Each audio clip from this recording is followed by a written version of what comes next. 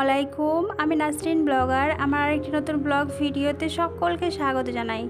কাছে দূরে যে যেখান থেকে বসে আজকে আমার ভিডিওটি দেখতে শুরু করেছেন, আশা করছি আল্লাহর রহমতে সবাই অনেক বেশি ভালো আছেন। আলহামদুলিল্লাহ, আমরা অনেক ভালো আছি।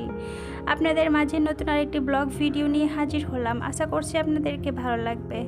ভালো লাগলে অবশ্যই একটা লাইক দিবেন আর আমার এই ছোট্ট চ্যানেলটি সাবস্ক্রাইব করে পাশে থেকে অল অপশনটিকে অন করে রাখবেন, যাতে করে আমার ভিডিও ছাড়া মাত্রই আপনার কাছে নোটিফিকেশান চলে যায় আর আপনি চাইলে আপনার সময় সুযোগ মতো ভিডিওটি দেখে দিতে পারবেন। প্রতিদিনের মতো আজকের ব্লগটিও আমি সকাল থেকে স্টার্ট করেছি। তো এই যে মেয়ের জন্য হচ্ছে রুটি বানিয়ে নিচ্ছি। তো রুটিটাকে বাটা হয়ে গেছে। কালকে যেহেতু মাংস আছে, গরুর মাংস রান্না করেছিলাম, সেটা তো আপনাদের সাথে শেয়ার করেছিলাম। তো সেই মাংস আছে, তো মাংস দিয়ে আমি মেয়েটাকে রুটি দিয়ে দিব, ও রুটি খাবে মাংস ঝোল দিয়ে। তো এই যে মাংসটাকে আমি হচ্ছে গরম করে নিচ্ছি, গরম করে আমি হচ্ছে দিয়ে দিব মেয়েটাকে, ও খেয়ে নেবে।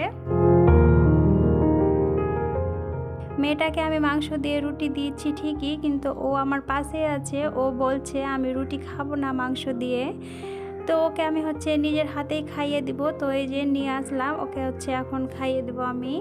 ও যেহেতু মাছ মাংস খেতে চায় না, তো এই তো ওকে আমি নিজের হাতে হয়তো খাইয়ে দিলে কিছুটা খাবে। তো এই তো খাইয়ে দিচ্ছি। মেয়েটাকে খাওয়া দাওয়া করিয়ে চলে আসলাম হচ্ছে কিছু গ্রোসারির বাজার কেনা হয়েছিল, তো সেগুলোকে গুছিয়ে নিচ্ছি। ঈদ যেহেতু চলে আসছে, তার জন্য আরও হচ্ছে বাজার করা হয়েছে, এগুলো ঈদের জন্যই। তো এখানে হচ্ছে নিয়ে এসেছিল হচ্ছে কাজু কিশমিশ, তারপরে নিয়ে এসছে খেজুর, চাই পাতা, দুটো হচ্ছে চালের আটা, তারপরে এখানে হচ্ছে পোলাওয়ের চাল নিয়ে এসছে, তারপরে এই তো সুজি নিয়ে আসা হয়েছিল আর চিনি, সেমাই, চাল, তো এগুলোই নিয়ে আসা হয়েছিল। তো এগুলোকে আমি এখন গুছিয়ে রেখে দিচ্ছি। আর এটা হচ্ছে একেবারে বিকেল টাইমে, তারপরে কোনো কিছু আর শেয়ার করা হয়নি। তো এখানে আমি হচ্ছে বিকালে রান্না করে নিচ্ছি ইফতারের জন্য, তো তারই প্রিপারেশন চলছে। তো আজকে আমি বানাবো হচ্ছে তামিলনাড়ুর স্পেশাল গাঞ্জি রেসিপি। এটা বিশেষ করে রমজান মাসে ওরা অনেক পছন্দ করে। তো আমি যেহেতু 1 বছর ওখানে থেকে এসেছি, তাই বলতে পারছি। তো কী করে বানাচ্ছি সেটা আপনাদের সাথে শেয়ার করছি। তো এখানে আমি হচ্ছে একটা প্রেসার কুকার নিয়ে নিয়েছি। প্রেসার কুকারে আমি হচ্ছে পরিমাণ মতো তেল দিয়ে দিয়েছি। তেল দিয়ে আমি একটা শুকনো লঙ্কা দিয়েছি, তারপরে দিয়েছি হচ্ছে তেজপাতা, লং, এলাচ, দারচিনি, তারপরে দিয়েছি হচ্ছে গোলমরিচ। বেশি করে দিতে হবে না, এগুলো অল্প অল্প করে দিলেই হবে। তো সব কিছুকে দিয়েছি, দিয়ে আমি একটু হালকা করে নাড়াচাড়া করে নিয়েছি। তারপর এখানে দিয়ে দিয়েছি হচ্ছে এই তো টমেটো আর আদা বাটা, রসুন বাটা। তো সব কিছুকে দিয়ে এখন হচ্ছে আমি একটু নাড়াচাড়া করে নিচ্ছি। তারপর এখানে আমি দিয়ে দিচ্ছি হচ্ছে ধনে পাতা আর পুদিনা পাতা, দিয়ে আমি হালকা করে আবারও নাড়াচাড়া করে নিচ্ছি।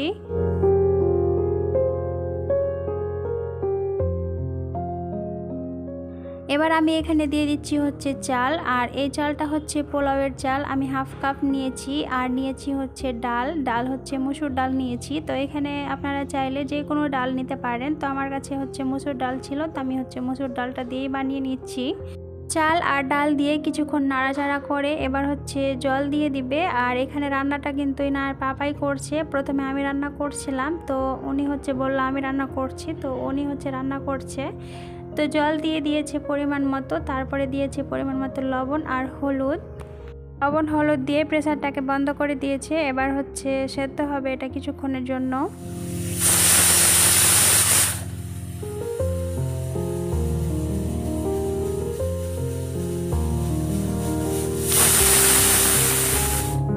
পর্যন্ত যারা আমার ভিডিওটির সাথে আছেন, এখন একটা লাইক দেননি, প্লিজ একটা লাইক দিয়ে দিবেন আর ভিডিওটি কন্টিনিউ করবেন ইনশাল্লাহ বলে।